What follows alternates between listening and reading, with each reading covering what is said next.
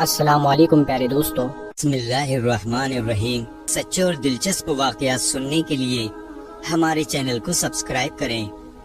یہ واقعہ نبی کریم صلی اللہ علیہ وسلم کے زمانے کی بات ہے۔ مکہ میں ایک بیوہ عورت رہتی تھی۔ وہ مسلمان نہیں تھی بلکہ مشرک تھی۔ اس عورت کا 8 سال کا بیٹا تھا۔ وہ دونوں بہت غریب تھے، مشکل سے گزر بسر ہوا کرتا تھا۔ ایک روز ماں گھر آئی تو بچے نے ماں کے قریب آ کر سوال کیا، ماں میں نے دیکھا ہے کہ آپ دوسرے بچوں کی ماؤں کی طرح نہیں ہو۔ ان کے پاس نئے نئے کپڑے ہیں اور تمہارے پاس تو میلے اور پھٹے کپڑے ہیں۔ ماں نے بیٹے کی طرف نظر بھر کر دیکھا، پیار سے اسے اپنے پاس بٹھایا اور کہنے لگی، اچھا تو میرا بیٹا اب اتنا بڑا ہو گیا ہے کہ اسے اپنے ماں کے حالات سمجھ آنے لگے ہیں۔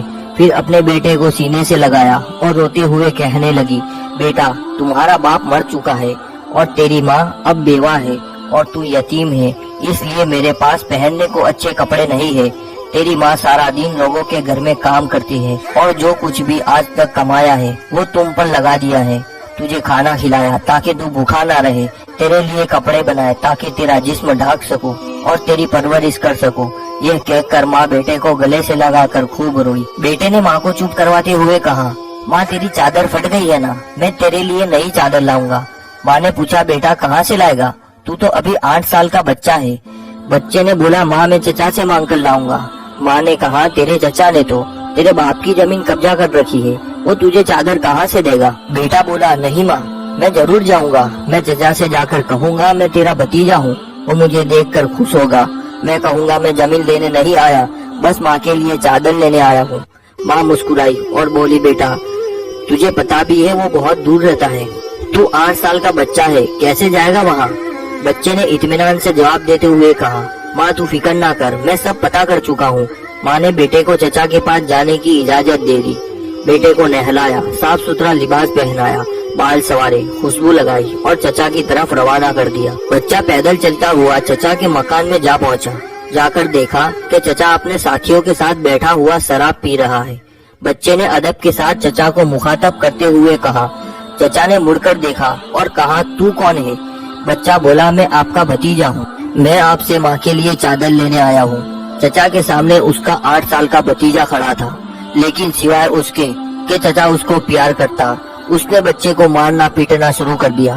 بچاؤ بچاؤ کہہ کر وہ بچہ چیختا رہا، اتنا مارا کہ وہ بچہ لہو لہان ہو گیا، صاف کپڑے خون سے بھر گئے۔ چچا نے بھتیجے کو تھپڑ مارے، ڈنڈے مارے، کھینچا، جھنجھوڑا اور بچہ دور جا کر گرا۔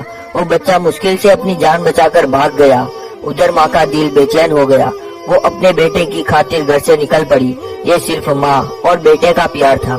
ابھی بیٹا ماں تک نہیں پہنچا تھا، لیکن ماں اس کے لیے بے چین تھی۔ بچہ روتے روتے گھر جا رہا تھا کہ راستے میں ایک آدمی نے روکا اور پوچھا، یہ حال کیسے ہوا؟ بچے نے سارا ماجرا بتا دیا کہ میں چچا کے پاس ماں کے لیے چادر مانگنے گیا تھا اور چچا نے مجھے مارا۔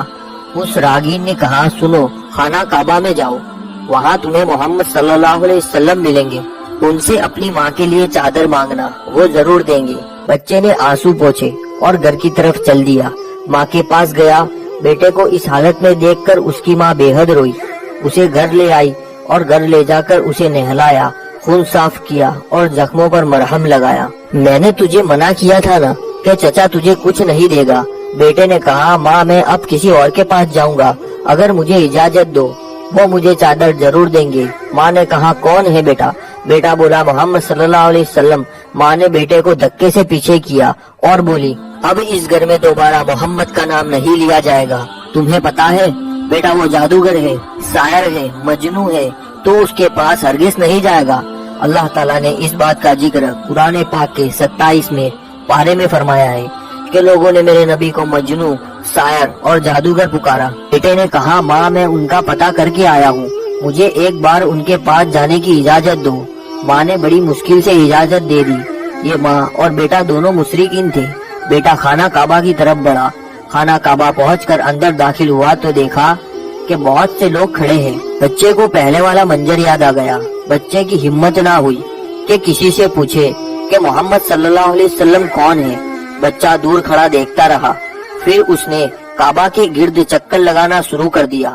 چلتا رہا اور دیکھتا رہا، پھر ایک شخص پر نظر پڑی تو وہ بچہ کہتا ہے कि मैं उनको देखते ही समझ गया कि यही मोहम्मद सल्लल्लाहु अलैहि वसल्लम है। उनके चेहरे पर नूर ही नूर था। वो खामोशी से नजरें झुकाए बैठे थे। बच्चा उनके करीब गया और आहिस्ता से कंधे पर हाथ रखा और बोला, मोहम्मद सल्लल्लाहु अलैहि वसल्लम।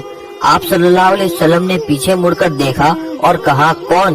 बच्चा एकदम घबरा गया और रोते हुए कहने लगा, मैं एक यतीम हूँ, मेरी माँ बेवा है और मुझे मेरी माँ के लिए एक चादर चाहिए। मैं अपने चचा के पास गया था, लेकिन उन्होंने मुझे मारा और वहाँ से धक्के देकर निकाल दिया। फिर किसी ने मुझे कहा, मोहम्मद सल्लल्लाहु अलैहि वसल्लम के पास जाओ, वो तुम्हें चादर जरूर देंगे। नबी करीम सल्लल्लाहु अलैहि वसल्लम 8 साल के बच्चे के मुंह से ये अल्फाज सुनकर खड़े हो गए, उसे सीने से लगाया और रोते हुए फरमाने लगे, मैं भी यतीम हूँ, मेरी माँ भी बेवा थी। मैं समझ सकता हूँ कि यतीम की जिंदगी गुजारना कैसा है। आप रोते रहे और बच्चे के सर पर हाथ फेरते रहे। उसे प्यार किया और कंधे पर से चादर उतारकर उसे दे दी और फरमाया, ये लो चादर और अपनी माँ को दे देना। फिर फरमाने लगे, बेटा अगर इसके बाद भी कुछ चाहिए हो तो मेरे पास आ जाना, मैं तुम्हें जरूर दूंगा। सुभान अल्लाह। अल्लाह ताला ने उस बच्चे को उसकी माँ के लिए दुनिया की सबसे खूबसूरत चादर अता फरमाई। इस वाक़ये से माँ और बेटे की मोहब्बत तो पता चलती है, साथ ही साथ हमारे नबी करीम सल्लल्लाहु अलैहि वसल्लम का हुस्न सुलूक भी मालूम होता है। जो ये नहीं पूछते मांगने वाला मुसलमान है या नहीं, कलमा पढ़ता है या नहीं, बल्कि सिर्फ इंसानियत के रिश्ते से ही इतने प्यार और मोहब्बत से मिलते हैं। यही हमको हमारा दीन सिखाता है। किसी यतीम और बेवा की मदद करना कितना नेक अमल है। तो ये था आज का वाकया। दोस्तों, अगर वाकया पसंद आया हो तो इस वीडियो को लाइक करें, कमेंट करें और शेयर करें। और इसी तरह के सच्चे और दिलचस्प वाकयात सुनने के लिए हमारे चैनल को सब्सक्राइब करें। अस्सलामु अलैकुम वरहमतुल्लाहि वबरकातुहू।